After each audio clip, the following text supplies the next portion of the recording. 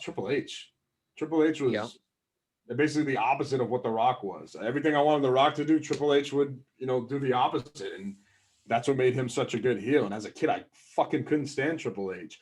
And even as he progressed, as his character progressed going into Ruthless Aggression era with Evolution, you just hated Triple H because when he faced The Rock and when they feuded, they had great matches. But every time Triple H won, it was because some bullshit thing that happened.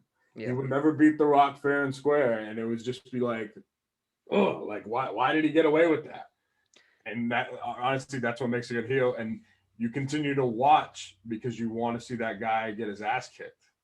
Well, I remember I wasn't watching, but I've heard about. And actually, you used to send me the tapes too. Now that I remember it, and I think that was after I started in 2004 with that Eddie Guerrero moment and everything. But Now, when you say tapes for our younger listeners, back in my day, we had to record. We didn't have the DVR. We had to record with the VHS tapes, the pay-per-views, and then we pass them out to school to our friends who couldn't buy the pay-per-view. And they weren't cheap either. They weren't $10 a month on the WWE Network. They were like fucking $60 a pop to buy a pay-per-view. And WrestleMania was like almost 100 or something like that. Yeah. But yeah, oh my god, those are something else.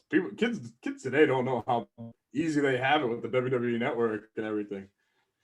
But yeah, no, go ahead. As far as you said with the tapes, sorry.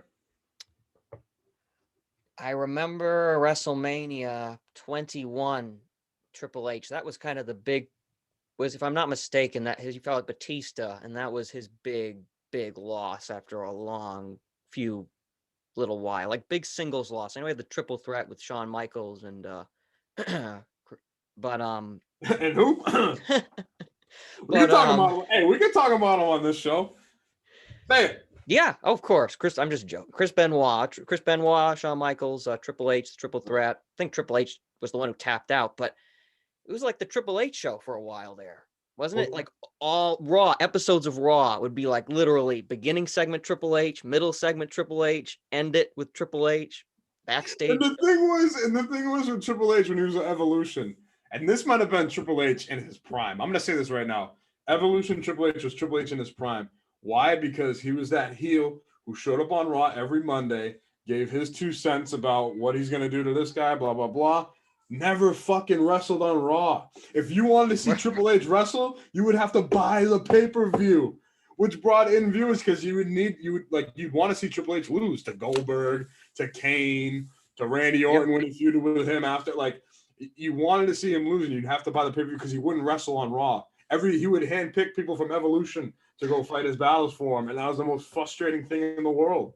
But yeah, I mean, you're right. Raw at that point when Ruthless Aggression era first started, it was just all Triple H. Like Triple H carried Raw. And the thing was, like I said, I couldn't stay up to watch Raw on Mondays. So my grandmother, it's funny, she watched wrestling because I watched wrestling. She would get hooked into it.